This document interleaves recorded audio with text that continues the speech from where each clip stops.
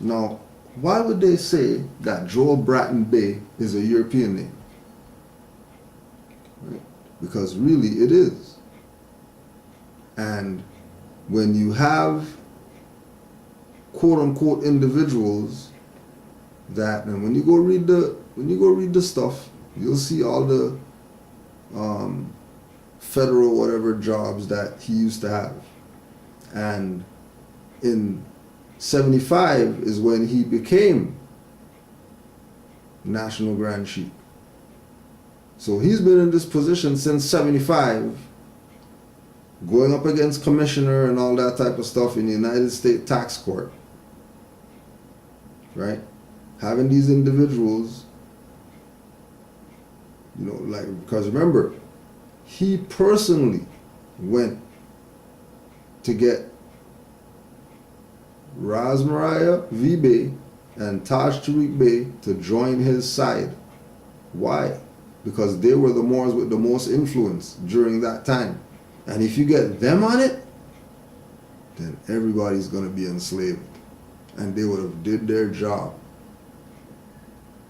So this now is their second wave of attempting to get everybody down with it, because they already know that the active Moors are the Moors right now. Like the Moors who are Olodio, those are the Moors right now. Those are the Moors that's the biggest threat to everybody's stuff being dust. Because it's birthright. It's not some joining up to something. And when you have people that are secretly doing things like, you know, say Moorish Science Temple of America, and then now they got ink on it now, you know, and then that's really what the perspective that they're pushing. And then you have people with, you know,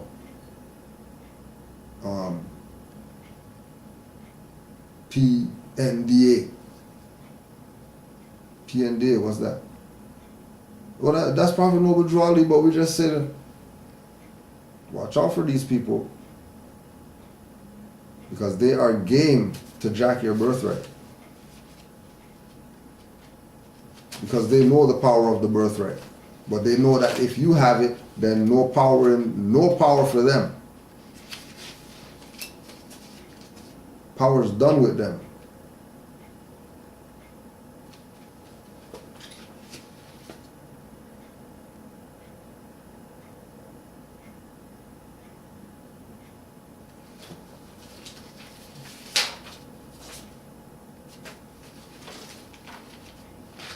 Now there were some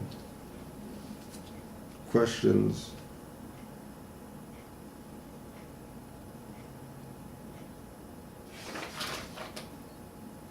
but before that,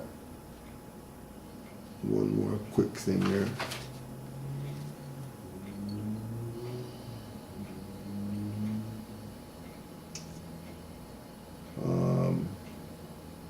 He, the prophet, said, there is no salary attached to the work, but if you can put up with my fare, and if you are willing to sacrifice with me, I will see that your rent is paid, I will see that your other expenses are paid, and that you have a little spending change. I agreed.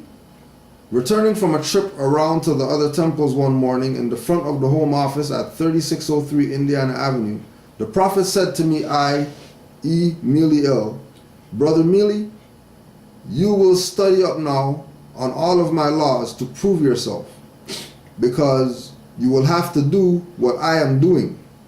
You will go around to all the temples and report back to me. So read up on my Quran, questionnaire, and constitution. Try to be perfect on all subjects, so you may act intelligent along all lines of procedures. 20 minutes later in his office, on the same occasion, he, Drew Ali, the prophet, said to me, I find all of them want to sit in my seat.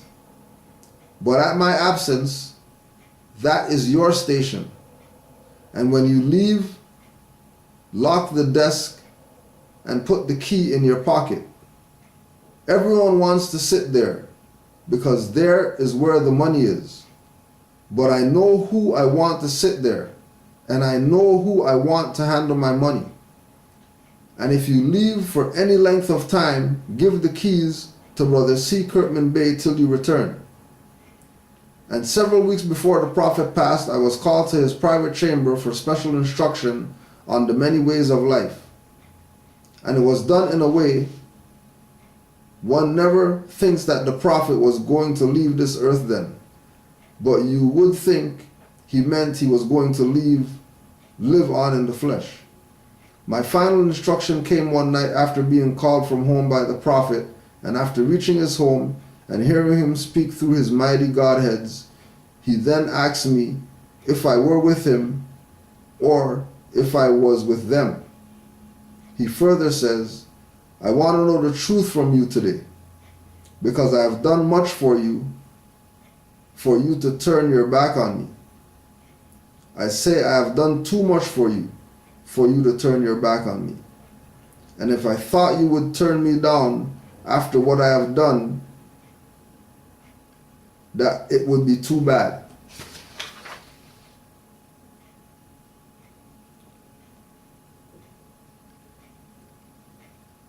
And on June 1st, 1927, I was approved and appointed by the Prophet Noble Drew Ali as first assistant chairman of the Moorish Science Temple of America.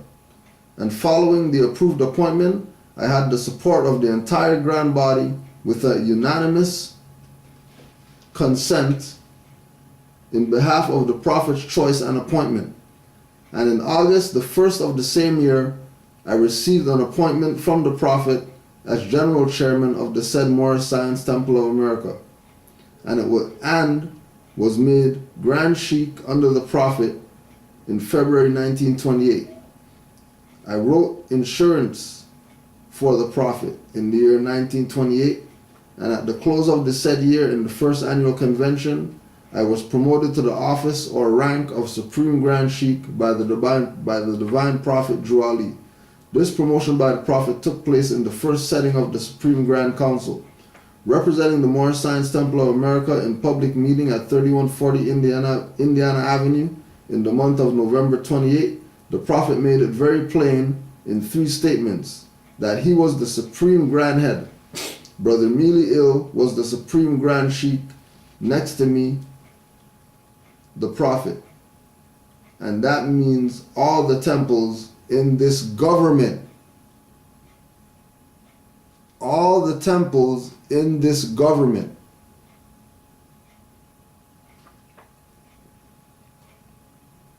And there is but one Moorish Science Temple of America, and that is mine, Noble Drew Ali. And at the official meeting in February 1929, I was made shepherd of his flock by him, and was told by him to feed his lambs and his sheep. The same month, February 1928, I was called by the Prophet and told to come help him carry on his work. The call came as follows. At the close of the regular meeting, one Sunday night, he, the Prophet, said to me, Brother Mealy Ill, what are you doing now? I told him I'm not busy. At the time, while waiting for repairs, don't look for any work of any kind, but come with me. So we know who was given the mantle of power, and we know that still today you have corrupt people trying to get hold of that fame and nobility still, and they still can't grasp it, and you wonder why they just stop trying. But you know, they love to try.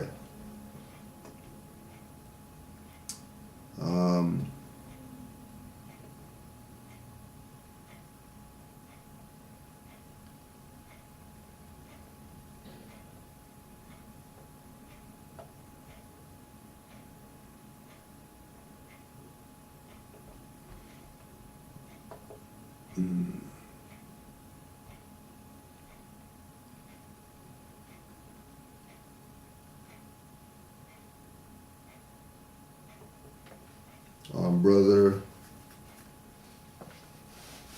Oh, that was brother Jackson L. That one, I got that one late more, but I'm back.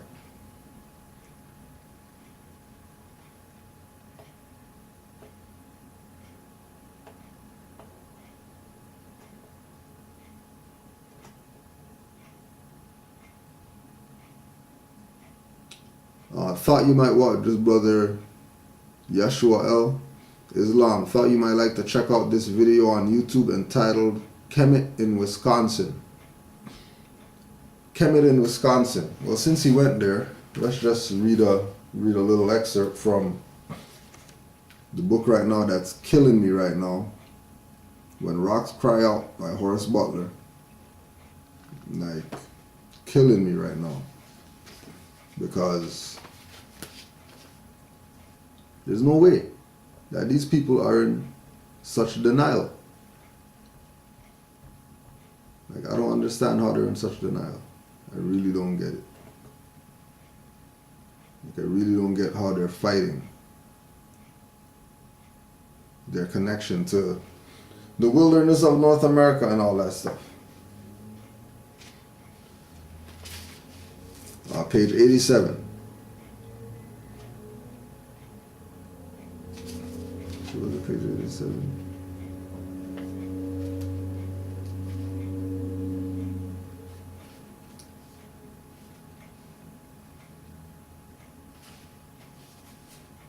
Okay, 87. Or 86. Any scholar who echoes the usual explanation for the disappearance of Memphis, it was disassembled to build Cairo, must not be familiar with medieval Arab writings about Memphis.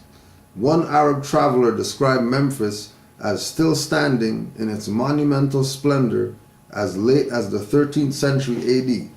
Yet, Memphis is now disappeared from Africa. There was no long search to find ancient Memphis.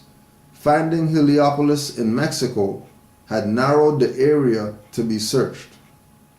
Then Aztec histories and ancient Egyptian and Greek accounts about Memphis made it clear that the island where the Aztec capital had stood was also the island where Memphis had been. Egyptian priests at Heliopolis told Herodotus about the swamp, the crocodiles, and the building of Memphis.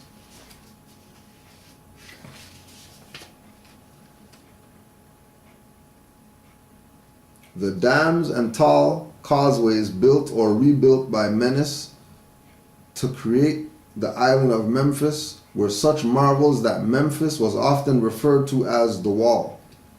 The engineering skills required to construct those great dams and other water-controlled inventions were so extraordinary that together with the resulting lakes, this effort was acknowledged as one of the 7 wonders of the ancient world. In Egypt's ancient writings, this lake region was sometimes called Taché. The Aztecs knew that name and called the Great Lake Tixi-Coco. Working against a map of the Aztec lake left by historian William Prescott, and with descriptions provided by Herodotus, the island city called Memphis and its famed lakes bloomed into view. And the Prescott map showed the causeway and dam that separated the island from the lake. So everybody knows over here is ancient Egypt, except these dummies out here that want to play like they don't get it. Keep playing with their people. Knowing that they're playing with their people, not even that they're playing with the people. They know that they're playing with them.